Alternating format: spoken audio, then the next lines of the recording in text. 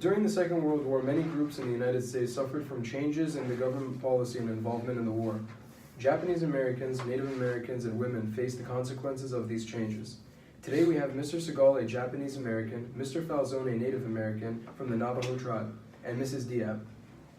We have the opportunity to better understand these consequences and challenges faced by the different social groups in America during the time of war. My name is Omar. I studied World War II closely, and I am honored to get the opportunity to interview the people that experienced these implications firsthand. First, we will talk to Mr. Segal to understand the implications faced by Japanese Americans during the war. Hello, Mr. Segal. I appreciate you taking your time to do this interview and helping us understand the complications caused by the wartime policies in the United States. Of course, Omar. What kind of questions did you have for me? Thank you. What was your life prior to the war? Well, Omar, I am a Nisei Japanese, which means I'm a second-generation Japanese American citizen, but I was still subject to internment camps and arrest, even though I had no ties with the Japanese government, and my parents were Issei Japanese. They were born in Japan. When we first immigrated to the United States, my dad owned a small business, and we lived a very good life, and our social life was very good because we had a Japanese community which maintained our traditions and culture from back home. Do you think you were violated of your rights of being an American citizen?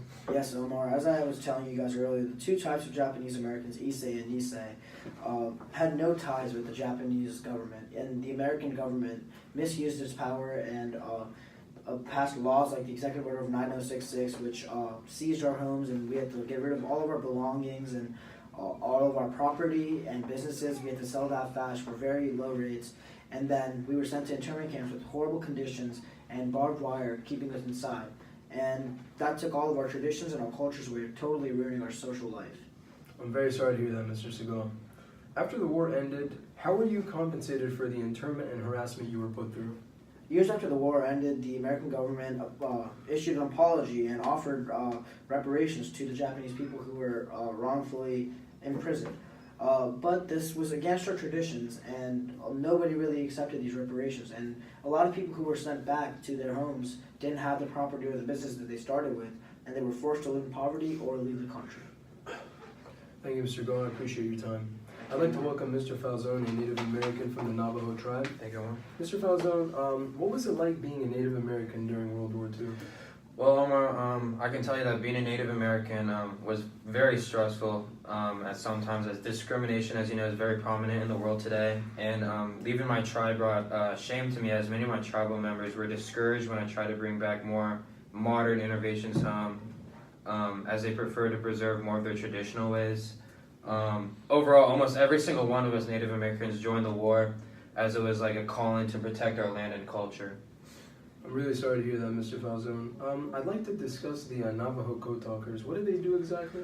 So the Navajo Code Talkers were Native Americans like me that used American Choctaw language, which the Germans or any of our enemies could never depict.